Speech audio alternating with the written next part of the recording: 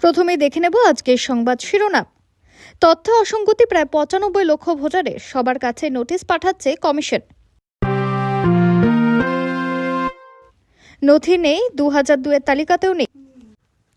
বিশেষ ক্ষেত্রে নাম বাদ না দেওয়ার প্রস্তাব সিও দপ্তরের। আমি হুমায়ুন কবির বলছি, রাজ্যের কোনো প্রান্তে যদি টিএমসি সরকারের পক্ষ থেকে এসআইআর এর শুনানির নোটিশ নিয়ে রাজ্যকে হুঁশিয়ারি।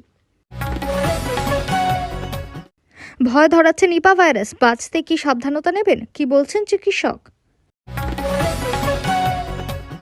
কলতলায় লাশ ধুচ্ছে যুবক, হাড়হীন দৃশ্য দেখে দিনহাটার নরখাদককে রিহাবে পাঠায় পরিবার।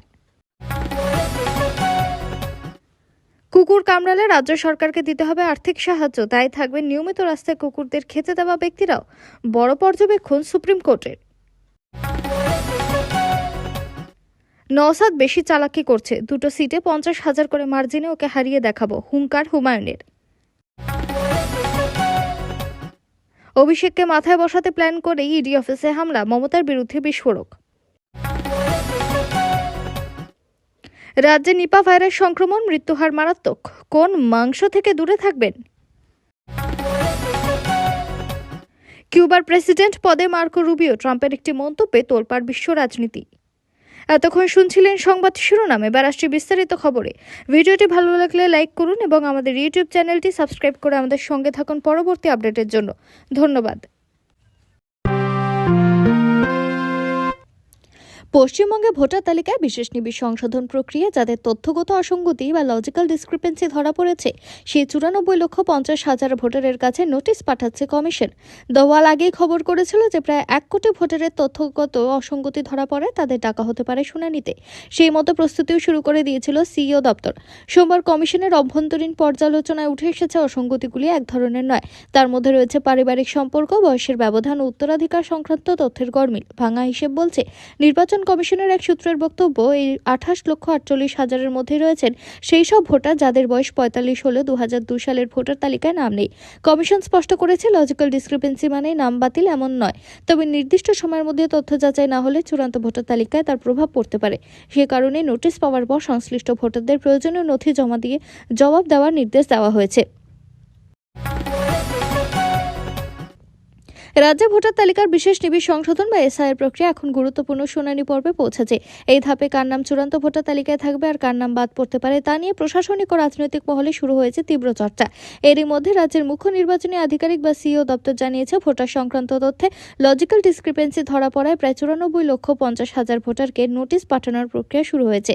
তবে শুধুমাত্র নথির অভাবে যেন কিছু বিশেষ ক্ষেত্রে প্রকৃত ভোটারদের নাম তালিকা থেকে বাদ না যায়, সেজন্য নির্বাচন কমিশনের কাছে দুটি গুরুত্বপূর্ণ প্রস্তাব পাঠিয়েছে সিইও দপ্তর। সূত্রের খবর, মানবিক ও বাস্তব পরিস্থিতির কথা মাথায় রেখে প্রস্তাবগুলি বিবেচনার আর্জি জানানো হয়েছে। সরকারি পেনশনই হোক প্রমাণ, সিইও দপ্তরের প্রস্তাব। সিইও দপ্তরের পর্যবেক্ষণে উঠে এসেছে, রাজ্যের বহু মহিলা নাগরিকের কাছে এসআইআর এর জন্য নির্ধারিত ১১টি নথির কোনটি নেই। এমনকি ২০০২ সালের ভোটার তালিকাতেও তাদের নাম পাওয়া যায়নি। কিন্তু খোঁজ নিয়ে দেখা গিয়েছে, মহিলাদের স্বামীরা কেউ রাজ্য, কেউ আবার কেন্দ্রীয় সরকারি কর্মচারী ছিলেন। অনেক ক্ষেত্রে স্বামীর মৃত্যুর পর তারা নিয়মিত সরকারি পেনশন পাচ্ছেন। এসআইআর এর শুনানির নোটিশ নিয়ে রাজ্যকে আক্রমণ হুমায়ুন কবিরের। ইচ্ছাকৃত ত্রুটিপূর্ণ ফর্ম আপলোড করেছেন রাজ্য সরকারের কর্মীরা। রাজ্য সরকার ভয় পেয়েছে, তাই ভুলে ভরা ফর্ম আপলোড করেছেন কর্মীরা। ফাঁকিবাজি করেছেন, তাই এখন শয়ে শয়ে নোটিশ ধরানো হচ্ছে। কোনো ন্যায্য ভোটার বাদ গেলে আধিকারিকদের ঘিরে বসে থাকবো, হুঙ্কার ভরতপুরের বিধায়ক ও জনতা উন্নয়ন পার্টি প্রধান হুমায়ুন কবিরের। এদিন হুমায়ুন কবির বলেন, রাজ্য সরকার এতটাই ভয় পেয়েছে যে এসআইআর করতে গিয়ে তাদের কর্মচারীরাই এনুমারেশন ফর্ম জমা নিয়ে তারা যে ডাউনলোড করেছে অ্যাপসে, এত ভুলভাবে করেছে, এত শর্ট টাইমে করেছে, তাদের উচিত ছিল ভালো করে দেখা। ABCD স্পেলিং ধরে আপলোড করে দিয়েছে। এক কথায় বলা যেতে পারে ফাঁকি মেরেছে, মানে একেবারেই ভুলভাল করে আপলোড করে দিয়েছে। এখন যে খসড়া তালিকা, সেখানে শয়ে শয়ে ব্যক্তিকে নোটিশ দিচ্ছে। আমি হুমায়ুন কবির বলছি, রাজ্যের কোনো প্রান্তে যদি টিএমসি সরকারের পক্ষ থেকে পরিকল্পনা করে যে হিয়ারিং এর জন্য এত নোটিশ সার্ভ করছে, কোনো ন্যায্য ভোটার যদি বাদ যায়, আমি কিন্তু একদম ওই কাকদ্বীপ থেকে কোচবিহার কোথাও কোথাও গিয়ে আধিকারিকদের ঘিরে বসে থাকবো। কেন, কোন কারণে, কার নির্দেশে এসব অসঙ্গতি বা এই সকল ন্যায্য ভোটারদের নাম বাদ কেন যাচ্ছে। করোনা অতিমারির দুঃস্বপ্ন এখনো মানুষ ভোলেনি। এবার ভয় ধরাচ্ছে নিপা ভাইরাস। আক্রান্ত দুজন নার্স, দুজনেরও অবস্থা সংকটজনক। ভর্তি রয়েছেন ভেন্টিলেশনে। নিপা ভাইরাস কিভাবে ছড়ায়? মূলত বাদুড়ের লালারস থেকে। আবার চিকিৎসক জয়দেব রায় বলছেন, সবসময় যে বাদুড় থেকে মানুষের মধ্যে সংক্রমণ ছড়াবে তা নয়, আক্রান্ত মানুষ থেকে অন্য মানুষে যেতে পারে সংক্রমণ। আশঙ্কার কথা হলো, নিপা ভাইরাসের কোনো প্রতিষেধক এখনো বেরোয়নি। চিকিৎসক জয়দেব রায় বলছেন, এর কোনো চিকিৎসা নেই। কিছু ওষুধ পরীক্ষামূলকভাবে ব্যবহার করা হয়েছে, কিন্তু কোনোটাই কাজ করছে না ঠিকমতো। সিমটোম্যাটিক ট্রিটমেন্টই এর চিকিৎসা। রোগীকে আইসিইউ কেয়ার দিতেই হবে। নিপা ভাইরাসের উপসর্গ অন্যান্য ভাইরাসের মতো শুরু হলেও এটা অনেক বেশি দ্রুত গতিতে ছড়ায়। খুব দ্রুত গতিতে মস্তিষ্কে ক্ষতি করে। রোগী অচৈতন্য হয়ে যায়, খিঁচুনি হয়, হৃদরোগে আক্রান্ত হতে পারে, শ্বাসকষ্ট হতে পারে। এই ধরনের সমস্যা উপসর্গ দেখা দিলে তৎক্ষণাৎ চিকিৎসকের কাছে যেতে হবে এবং রোগীকে আইসিইউ কেয়ার দিতে হবে, কারণ এই রোগের মারণ ক্ষমতা অনেক বেশি। দিনভর নেশায় ডুবে থাকতো দিনহাটার নরমাংস খাদক ফিরদৌস আলম। ভবঘুরেকে খুনের পর দেহ বাড়িতে আনতে দেখেছিল পরিবারের সদস্যরা। কলতলায় লাশ ধুয়ে দেখেই আতঙ্কে আটকে পড়েন স্থানীয়রা।